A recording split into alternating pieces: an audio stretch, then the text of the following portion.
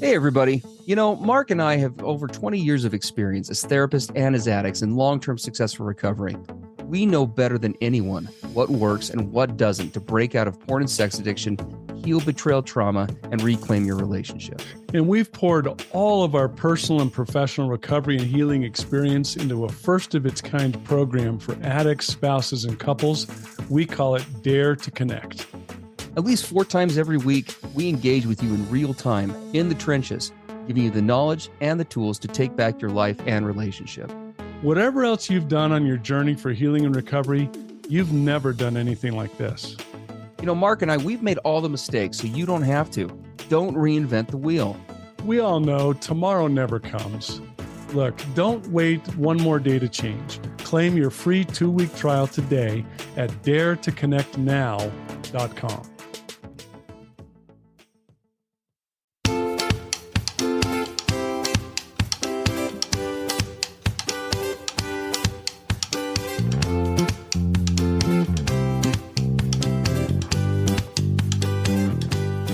Hey everybody, I'm Steve Moore. And I'm Mark Castleman. We know the pain and heartbreak of porn and sex addiction. And we know the triumph of breaking completely free. Every day, we help our clients find hope and healing.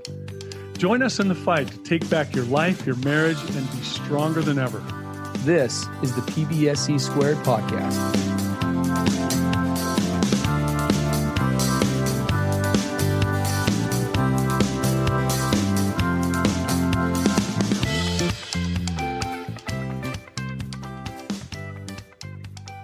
Hey, everybody, Mark and Steve on the PBSE podcast. Hello. Hello. This is episode 226. And the title, How Can I Share My Authentic Feelings When My Addict Partner Reacts with Depression, Anxiety, and Shame? I guess we could say there and or shame, because it could be one of those or all of those. Yeah. And / or shame. The variety pack of maladies as a result of all this. Yes, yeah. Variety pack. And this comes from a submission by a partner who's really trying hard. We could feel the sincerity of her efforts, and she does love and appreciate her addict partner who's trying to be in recovery. She reaches out to us and says, hello, I just recently started listening to your podcast, and I was wondering if you have, or if you could talk about how to approach communicating our authentic feelings when our porn addict partner also struggles with depression, for example. She says, I'm always too scared to be fully transparent with him about what I'm feeling because I worry I will make him spiral to a very dark place. I know we won't be able to fully heal and mend our relationship until I'm able to be fully honest with him. For a little context, he's not currently in therapy. I have told him that therapy with a CSAT is one of the things I need him to do to help me feel safe, and that I think it will help him in all areas of his life, not just in recovery. So that's a great submission. And both of us so related to this because, of course, as so often happens here in PBSE, that we have a partner, especially when partners will submit something about, a partner in betrayal trauma will submit something about her partner who's an addict. We so often will go, oh, yeah, that sounds familiar. That makes a lot of sense. Yeah, that makes a lot of sense. And of course, when addicts write in, we so relate to all of you. I especially related to this submission because I'll tell you, this is where my wife and I were for a really long time. And not just my wife, I would say a fair number of people in my life were in the place of this partner. I often have shared here, pretty raw and real. I come from a family of origin that suffers from enormous mental illness. It runs in our family big time. Both sets of my grandparents were alcoholics, addicts. Several of them were sex addicts. And this was back way in the old days. Depression, anxiety, Tourette's syndrome, bipolar, ADHD, you name it. The grab bag of mental illness disorders runs in my family dominantly. obsessive compulsive disorder, all of them. And I like to say that I inherited the genetic grab bag. Mm. So I was born into that environment where there were incredibly mentally ill people trying to act like adults and raise me as a kid. And so I got the brunt of all of their dysfunction. And I discovered over time that I had a lot of that dysfunction built into me, into my genetic code. So it was kind of the perfect storm. And so just about everything that my clients bring to me in my therapy, stuff comes to us to PBSE and D2C. I'm like, yeah, I've experienced that. So Yeah. I could really relate to this. And people walked on eggshells around me because they didn't know which mark was going to show up. They didn't know who they were going to get. They didn't know if they were going to make it worse. You know, I could spiral out of control with the snap of a finger. And we'll talk about in a minute. Part of that became, well, it had very legitimate origins and legitimate development over time. My survival self learned in some ways to kind of play it to my advantage, to tell you the truth. So Yeah. we can talk a little bit about that today.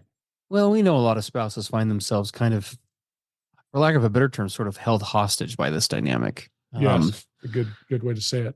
Where they, I have these things that I need to share. I want to share. I'm not, I'm couching all of my statements with him, or sometimes not saying things at all because I don't want to see the reaction. Right. And in my case, I'm very similar to Mark, but I too would very much go to this hopeless shut down place, but that was intermingled with probably that was 40% of that. 60% was the other side of aggression and all over the place. Right. So I think every partner can probably connect with this idea of whether it's completely shutting down, falling into deep depression, possibly even suicidal, or on the other side of extreme aggression, right? Defensiveness, egotism coming out, right? Whatever the case may be. Or if I get raw and real and honest and finally try to speak my truth and be authentic with him, I know, even though he tries to hide it, he's just disappeared into a gigantic addiction binge. Sure.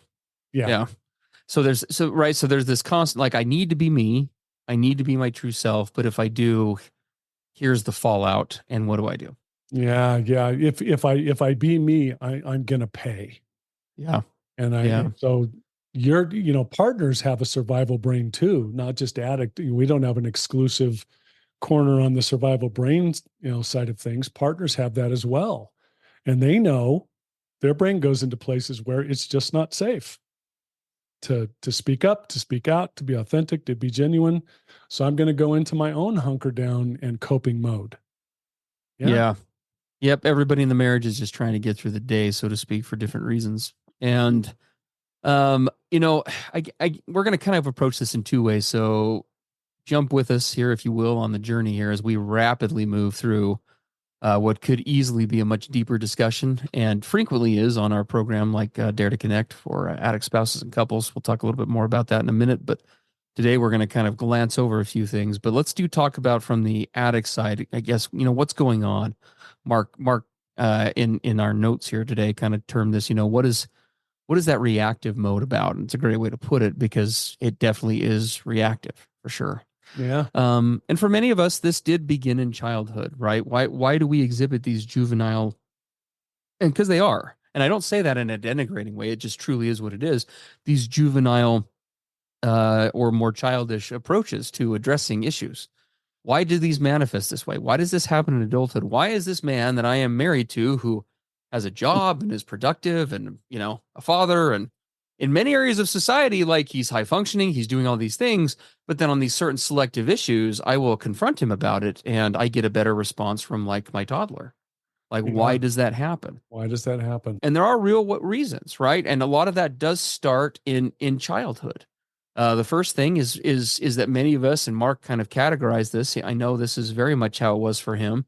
Many of us found ourselves growing up in households where, for one reason or another, it was not safe to be authentic. Mm-mm. It wasn't safe because being authentic or being open, being vulnerable, really, being vulnerable was met with negativity. Sometimes that came in the form of punishment. Sometimes it came in the form of just downright abuse. Maybe it led to neglect or a host of other things, maybe being shamed, right? But many of us learned really quick early on that it is that being your true self even around people that are close to you, is not the way to go. Yep. That's not the way to have your needs met. Well, And so, and so what did we learn? And here's the great paradox of this, because I, like today, my mom she's elderly today, and she put me through a lot of crap for a lot of years as a kid. But I have to tell you, today, my mom's one of my greatest heroes, because what have I come to know as I've come to understand my own origins, my own addiction and recovery and mental illness, and learning how to be healthy and live healthy. I realized that when I was a kid, I was looking to her to find safety mm, in an adult that herself was not safe. yeah, She had learned that she had to defend and take care of herself at all costs in order to just get by in life. And that's all she had, was enough to just defend herself. And here yes, I was looking to this adult to give me things she was not able to give. And yeah, I realized that I've had a lot more compassion for her. And now I realize that because she was like that, and many of the adults around me were isolated and, self-protecting, self-serving, self-defending. I then, as a kid, found that I needed to go into the same mode in order for me to now be safe. So so where you do we end up? Going it alone because the people around us can't be there. well, and I love the way you're saying that, man, because I mean, what it really boils down to is this this world of survival is what's taught, rather than a world of emotional thriving. It's a world of emotional surviving. Yeah, because And you're like, well, that person's just surviving, so they got nothing left for me. What am I going to do now? Oh, I'm going to survive. yes, a world where we thrive is one in which we self-advocate. And we're going to talk about self-advocating here in a second, but a world in which we survive is where we're constantly on the reaction side of things, where we're reacting to stimuli around us rather than being free agents and operating on our, we're forces that are acted upon rather than forces that are doing the acting. Exactly. And so we find ourselves constantly moving from crisis to crisis. And when we start to, and that mentality becomes more complicated, because as we start to engage in other dysfunctional behaviors like addiction, in order to compensate for that, right? As a reactionary way of medicating or numbing out, what does that do? It introduces more consequences. It introduces more negative elements. It introduces more shame, more guilt, more of the emotional turmoil that we were experiencing before, which pushes us deeper and deeper into a survival place without some sort of intervention. And ends up disconnecting us from people around us even more. Yes. Now, people hearing this will say, well, if you, as addicts, if you guys understand all of this, why don't you just stop doing it? Right? Just break out of it. What's okay? You're showing some awareness here, but really? We've heard this from so many spouses. No. Why don't you just Yeah. there was a really great Saturday Night Live's bit years ago that was done that talks about, that kind of goes through this, and it happened. The scenario is basically a woman comes into a therapist's office, and the whole thing is about just stop it. Oh, I Right? remember that. Yeah, the guy says, I only bill by the minute because my solution is So so quick. quick and ironclad. And the woman shows up and starts pouring out his heart, and he puts up he says, whoa, whoa, whoa. He says, just stop. Yeah. That's it. And she tries to get into the reasons behind it, and she tries, and everybody in the audience laughs, of course, because every time she says, well, this is what's going on, he says, no, no, no, we don't go there. And then she'll say something else. And then he's like, we definitely don't go there. Right. And he says, you just need to stop. Just and stop. and obviously that's the joke, right? Because we can't just stop. I wrote that down in our notes here. I said, so why is it that we don't, quote, just stop? And there's a really powerful neuroscience behind this. Once the survival brain, from the time we're small, once it, and I do put it in quotes because it is kind of its own entity, so to speak. Once it learns what it needs to do to survive in crazy circumstances and unsafe circumstances, and with people who have their own issues all around us, once it figures out how to do that, it doesn't want to be interrupted in that process.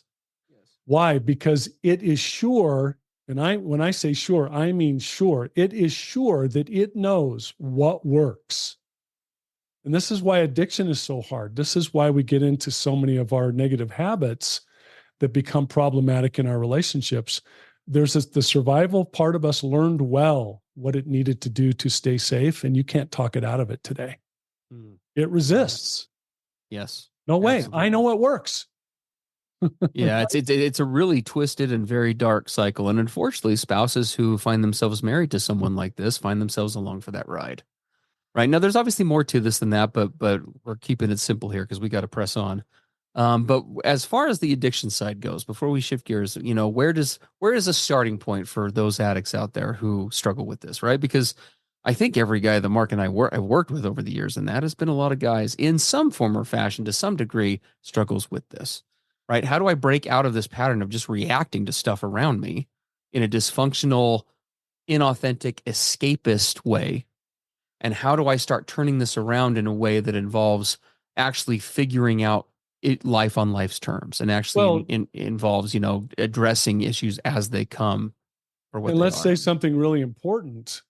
Where initial recovery, trying to repair a relationship, becomes so frustrating and confusing and hopeless for both partners, is we as addicts, for example, will try to start to do some of these things, but we don't know how.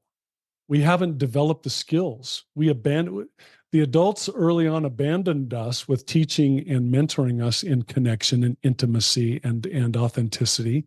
So no one ever taught us, and a part of us just cleared that off to the side and said, that will never be the answer for me. So I'm going to go get all these isolation skills. Now we get into a relationship and we're suddenly supposed to show up and know how to connect and how to be intimate. And we don't. Yeah. It goes bad. What do? We compensate with self-protection, deflection, resistance, manipulation. We don't know how to do this. Yep. And we think I must be the most ridiculous, pathetic, dumb loser in the world because this ain't working. Yes. But we don't know how. So we have to start taking those first steps, right? Totally. Well, and what does that look like, right? I mean, at the end of the day, it looks like a lot of things. And again, we don't have the time that we would like on our kind of Dare to Connect session to cover this in detail, but you need to start advocating for you, and that can take a lot of forms. That, for example, starts by practicing mindfulness. And Dare to Connect, we just did an entire month long vignette, if you will, right? We kind of take topics and address them in roughly a monthly fashion, in addition to all the other content that we do there on the live sessions. And we just did an entire vignette on the 3 dimensions of mindfulness, right? Figuring out, what am I feeling? How does that connect, with my needs, and how do I share those and relay those to others in relationships around me? We need to start advocating for ourselves and developing out the mindfulness to recognize even what those needs are. Because as long as we are simply just in a survival place, the brain, it's almost impossible for the brain to look at itself and say, well, what do I really need for long-term success if it's just trying to get through today? If I'm just trying to survive, the next hour, or my addiction not to be discovered by my wife for the next 24 hours, or I'm trying to, not let my coworkers pick up on the issues that I'm having on the day to day, I'm never going to break out of that cycle. Yeah. And if you, even hearing the concept of you've got to start advocating for yourself, there's a part of your brain that will even resist that. Oh, yeah. Because what does it say? It isn't safe to advocate for yourself. Are you crazy? Well, and I don't deserve it. I don't deserve it. Right. Besides that, I don't know how. Yeah. And besides that, you're asking me to come out of this approach and strategy that I've been using for decades of my life. You're asking me to leave that behind. Are you insane? This works. I'm miserable and it's wrecking my relationship, but it works. Right. Yeah. And we just encourage guys all the time. Can you get to the place where you're willing to at least just start taking the initial steps forward, just the first simple steps?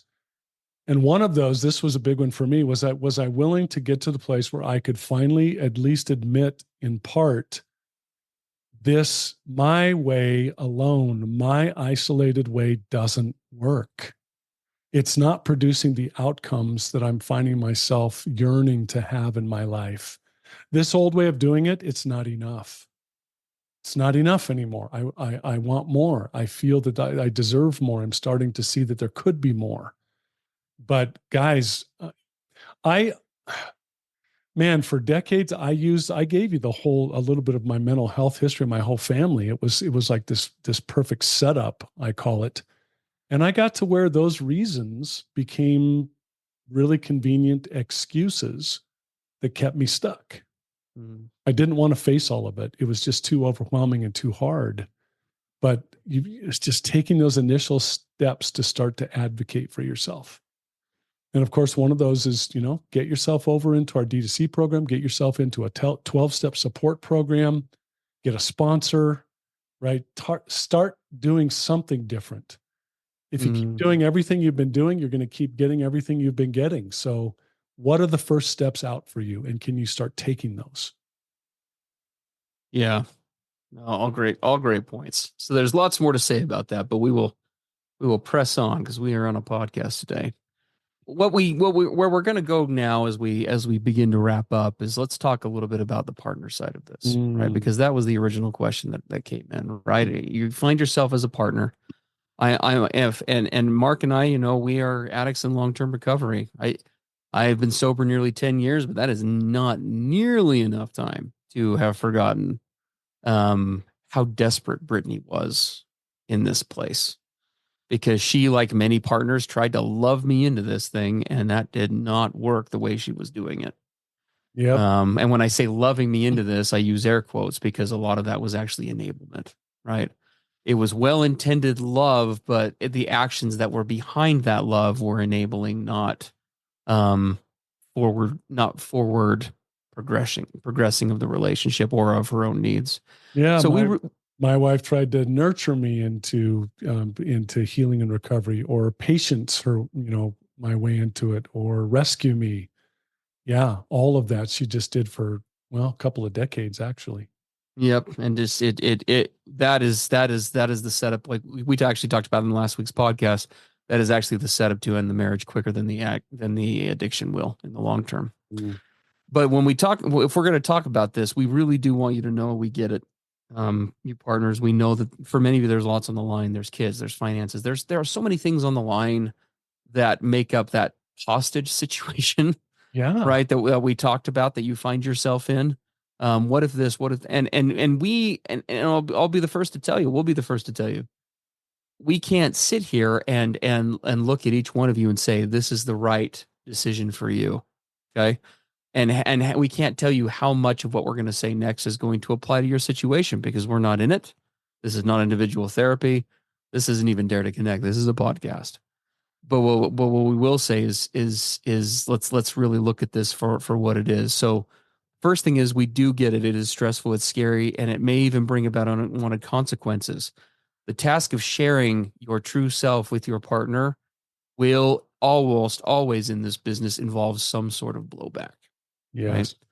Now, in order, and this is where my what I just said now applies. And this is a sincere question. We're not saying this in a way of like, hey, your answer to this better be do exactly what we do, because we're not living your life, right? We know everyone's situation is so different, but you really do have to sincerely ask yourself, what if I'm examining my own authenticity, since that's where this question started with this wife, right? If you examine your own authenticity, you have to ask yourself, what kind of a marriage do I want? Right? What kind of marriage do I want? Intimacy always means sharing and receiving the good and the bad from another person. Our culture sucks at teaching this, but that is nevertheless the truth. Choosing deep connection means letting go of outcomes. Oof, you just said something really, stop. We're ending this podcast right now. What you just said is too hard. We're done. I'm being a little facetious, but I'm also being really, my heart, that just hit my heart like, whoa. I'm going to choose deep connection, but let go of the outcomes or consequences, Steve? Yeah. Oof. Do you know how complicated my life is? Do you know what's on the line here, Steve? If I start speaking my truth and holding my ground with him? Well, and that's where, again, you've got to examine your own authenticity with this, right? Because again, we're the first to tell you that that's not, that road may look a little bit different for everybody here, and you may need to involve a different level of intervention, right? Yeah, Depending on the that's circumstance. a Maybe you good need to word. get a therapist involved. Dare to Connect, may we humbly suggest, is an excellent forum to. We have couples in Dare to Connect right now. For example, I have one specifically that I work with where the way that they have opened up communication on difficult issues has been through Dare to Connect, because we talk about issues in there that if one of them brings it up with the other, instant defensiveness, Yeah. instant argument, instant escalation. But when we talk about it in the group, what it does is it gives Dare to Connect gives them a forum where they are able to share with one another, or they're able to hear about a topic, reflect on how that topic applies to them, and then come together in a check-in and start the dialogue that way. Yeah, we'll actually have couples who will send us these crazy hard, just situations that just explode in their relationship. So they'll send them into us. We'll talk about it during one of the addict or partner or couple sessions that we do, 3 times a week. We'll answer it from our side. We'll give our experience in our own situations and with other couples over a couple of decades, and then they'll listen to that as a couple. They'll just both sit and listen to it. No talking with, Yes. they'll just listen to us go through the whole thing. And that kind of breaks the ice and paves the way for them to have a discussion, one that they've never been able to have before. Yep. Pretty cool how Absolutely. that works. Yeah. So some really cool things happen that way, but that is the truth, ladies. And like I said, that's where you have to ask yourself, just really, what kind of marriage do I want? And I would even extend that and say, what kind of marriage do I deserve? Mm. Right? What do I want that to look like? And once you figured that out, then you allow that to lead out, right, in terms of where you go with that. I will say this, and I am not a partner in this process, right? Neither is Mark, admittedly. We are addicts in this situation, so we reference from that standpoint, but we've worked with, well, between the two of us, well over thousands of partners in our time individually. And I can tell you that as an addict, I absolutely can relate to the following statement because it applies to both the addict and the partner. Allowing the feelings of another individual to compromise your own authentic integrity is always an exchange of diminishing returns. Always. You should say that again. Allowing the feelings of another individual to compromise your own authentic integrity is always an exchange of diminishing returns. No matter how loving that may be, no matter how much love you may attach to giving away pieces of yourself, the cost is too high. Yeah. If you can't be you in a relationship, what are you? Yeah, it's a good question. If you can't be you, what are you? This is where we have a lot of partners who get into our D2C program and start realizing what it means to be inauthentic. Yes. They realize, man, I have been behaving in ways for years that aren't me. Yeah. I'm not a rager. I'm not an out of control person. I'm actually pretty patient. I'm actually pretty kind and loving. But then here comes these scenarios and I turn into something else. Yes. Right? Or I used to be so outgoing and happy, and now I'm just really kind of stoic and shut down and disconnected. That's not me. Yeah, we hear that a lot. Absolutely. So something just to be thinking of. But in terms of where to go next, to whatever degree it's authentic for you as we wrap up here, there are some bullet points below this. The key here is going to be you have to approach this from a place of being loving, but being direct. And that means some things. So maybe Mark and I can kind of bounce back and forth between these last bullet points as we wrap up here. Yeah.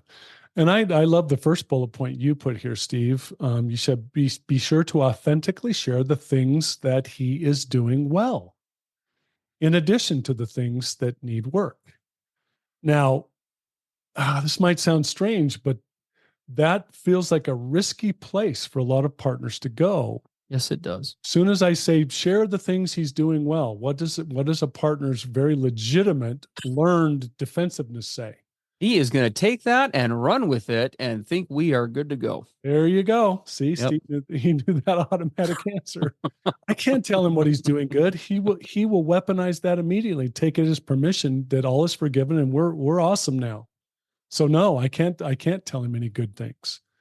But see, that's not authentic to any of the partners I've worked with. They do see both, right? And so this is part of letting go of the consequences or outcomes in order to be authentic. Yeah. Yeah, that's a great point. Absolutely. So that's an important piece, right? Is including that. And the only other thing that I will say about that is I think that's because Mark addressed the fear really well. May I suggest that, having worked with many, many partners over the years, it's important that you allow yourself to see those positive things too.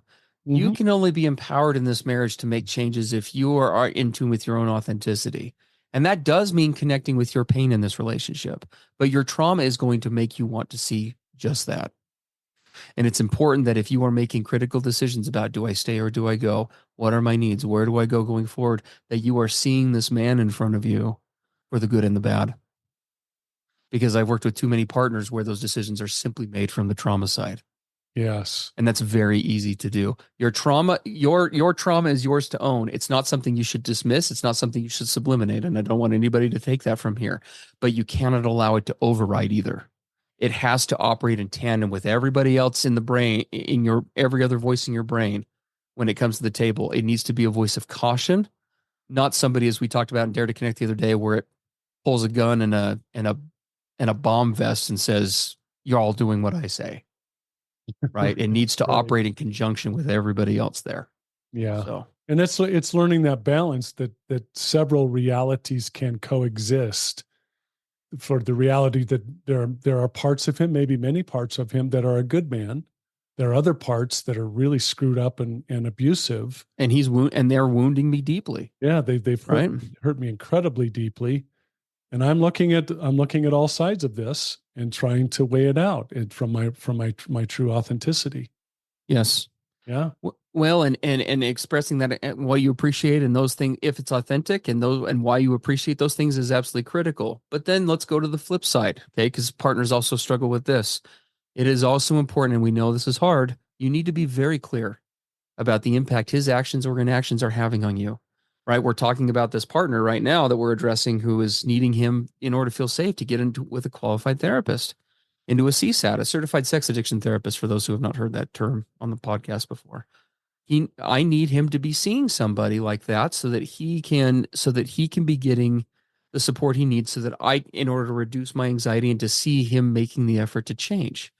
To this point in time, for reasons that we don't have specified here, he is not doing that. He's not complying with that, which is his right to do, but it also at the same time absolutely is compromising her. Now, she can't own his choices, right? And it's not her job to make him do that. But it absolutely is her job to make sure he is crystal clear about the path that him making that choice not to see that therapist is taking them down.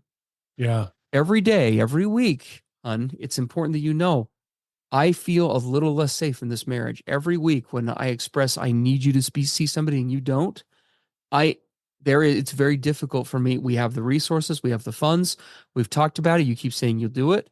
Every time that happens, I feel a little less trusting of you because you're not keeping your word. And I feel a little less connected or fought for by you because you're not following through with my needs. Yeah. You need to know that. It doesn't mean I don't love you. It doesn't mean I don't care. It does mean we are getting more distant.